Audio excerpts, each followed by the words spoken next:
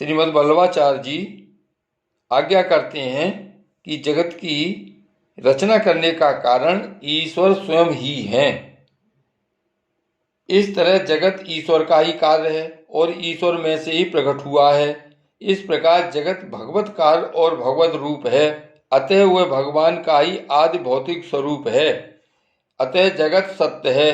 तो ऐसे जगत के साथ हमारा व्यवहार कैसा और किस प्रकार का होना चाहिए, इस पर महाप्रभु जी आज्ञा करते हैं कि ब्रह्म धर्मी स्वरूप है, जगत ब्रह्म का धर्म स्वरूप है, जगत की समस्त गतिविधि परमात्मा के हाथ में है, उन्होंने जगत अपने आनंद के लिए ही रचा है। इस मूल बात को समझकर इस जगत में हम उस अनुरूप ही सब व्यवहार करें तो जीवन सुखमय और आनंद में बनेगा। जगत के कर्ता हर्ता परमात्मा हैं, उनकी इच्छा के बिना एक पत्ता भी नहीं हिल सकता। इस सत्य को हम समझते हुए भी मैं सब करता हूँ ऐसे गलत ख्याल में रहते हो तो व्यर्थ है। इसलिए कर्ता खुद होने का तो विचार ही मन से निकाल देना चाहिए। परमात्मा की इच्छा का स्वीकार करके परमात्मा हमारे द्वारा जो कुछ कार्य करवाए वे ही विनम्र भाव से ही करने चाहिए। हमें स्वयं तो निमित्त मात्र ही जानना मानना चाहिए। अगर सभी कार्यों के कर्ता परमात्मा को ही मानेंगे तो हमें कोई भी काम होने या न होने का तनाव या चिंता रहेगी ही नहीं। कोई कार्य अच्छा हो या हम निष्फल रहें, उसका दुख उद्वेग गिलानी हमें नहीं होगी। हमारे समग्र जीवन और उसके कार्यों में हमारी तटस्थता की एक प्रेक्षक की दृष्टि निर्मित होगी। परमात्मा उनके आनंद के लिए जगत रूप हुए हैं, अतः जगत परमात्मा की ही क्रीड़ा स्थली है। शेक्सपियर कहता है, वैसे जगत एक रंगमंच है, जगत के सभी जीव प्राणी व पदार्थ उस नाटक के पात्र या किरदार हैं और एक बहुत ही विराट नाटक परमात्मा के आनंद के लिए जगत के रंगमंच पर अभिनीत हो रहा है। हर पात्र परमात्मा को प्रसन्न करने रिझाने के लिए अपनी पूरी शक्ति लगाकर अपनी पूरी भूमिका अदा कर रहा है। सभी भूमिकाएं एक ही प्रकार की हों तो नाटक में एक विविधता उभा देगी। विविध रसों के लिए विविध प्रकार के पात्र और उनकी विविध भूमिकाएं होनी चाहिए। कितने ही खल पात्र भी होते हैं, कितने ही गौण पात्र भी होते हैं। इन सभी पात्रों के स्वभाव नाटक में देखने को मिलते हैं, वह उनका मूल स्वभाव नहीं है। मूल तो सभी एक ही स्वभाव और एक ही प्रकार के हैं, परंतु नाटक के लिए उन्होंने अलग अलग स्वभाव धारण किए हैं, अलग अलग अभिनय की भूमिकाएं भी स्वीकार की हैं। इस दृष्टिकोण से हम जगत का स्वीकार करें तो प्रत्येक व्यक्ति के लिए हमें सम्मान की भावना उदित होगी।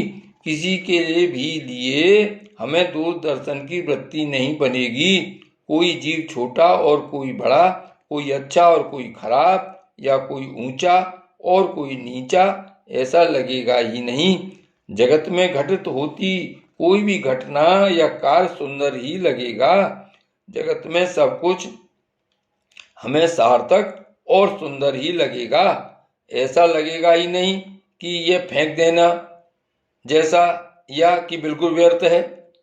इस प्रकार संपूर्ण जगत सत्य शिव सुंदर का समुच्चय ही लगेगा। इसके कारण जगत के प्रति हमारा व्यवहार नेगेटिव या नकारात्मक नहीं रहेगा, बल्कि पॉजिटिव या विधायक बने लगेगा। परिणाम स्वरूप हम हमारे जीवन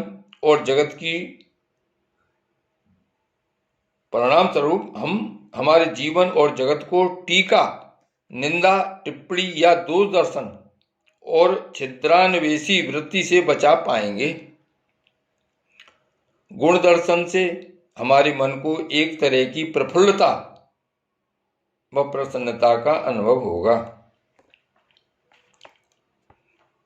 श्री महाप्रभु जी कहते हैं कि जगत के प्रत्येक नाम रूप में परमात्मा है, तो जगत के प्राणी मात्र के साथ हमारा व्यवहार भी उसी भाव के साथ होना चाहिए। जड़ पदार्थ में भी ब्रह्म है, तो जड़ पदार्थ के साथ भी हमें कोमलता, सुकुमारता व सलीके से बर्तन व्यवहार करना चाहिए। पृथ्वी के अणु अणु में परमात्मा है, अतः हम जमीन पर चलें तो भी इतने हौले हौले चलें कि पैर से कुछ कुचल न जाए। जड़ पदार्थों को भी फेंकें, तोड़ें, फोड़ें नहीं।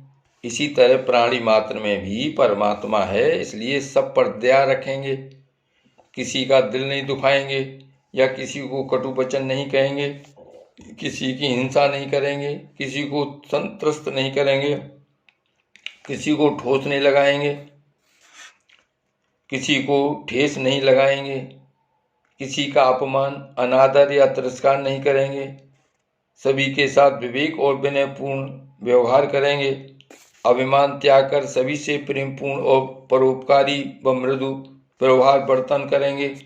अगर दूसरा हमसे कटु वचन भी कहेगा तो हम समझेंगे कि मुझसे ही कोई ऐसी भूल चूक हो गई होगी कि परमात्मा हमें उसके द्वारा सच्चा व्यवहार सिखाना चाहता है। संपूर्ण जगत में इस प्रकार हमारा एक विशिष्ट सद्व्यवहार उपस्थित होगा। श्री वल्लभाधीश की जय।